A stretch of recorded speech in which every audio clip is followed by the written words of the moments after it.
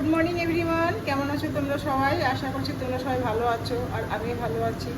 তো সকাল সকাল রান্না বসিয়ে দিয়েছি, কি কি রান্না করব সেগুলো দেখাচ্ছি তোমাদের। তো শুরুতে হচ্ছে ভাত, এই দিকটাতে ভাত হচ্ছে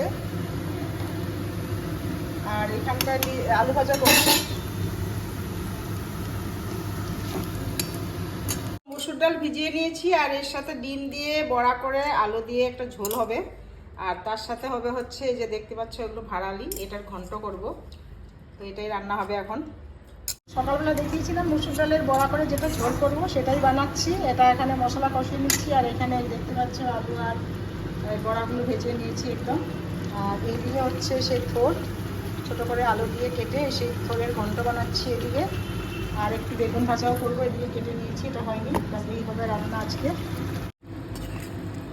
তো এই তো বড়াটা দিয়ে দিলাম এখন ঝোলে, একটু 2 মিনিট জাল করে এর মধ্যে গরম মশলা দিয়ে দেবো, তাহলে এটা রেডি হয়ে যাবে। তো রান্না সেরে একদম রেডি করে লাঞ্চের থালা রেডি করে নিয়েছি, সেটাই তোমাদেরকে দেখাচ্ছি কি কি নিয়েছি। তোমরা দেখেওছো সকালবেলা কি কি রান্না করেছিলাম আমি। তো এর মধ্যে রয়েছে সেটা বড়ার ঝোলটা, দেখতেই পাচ্ছ, এটা কিন্তু খুব ভালো লাগে খেতে।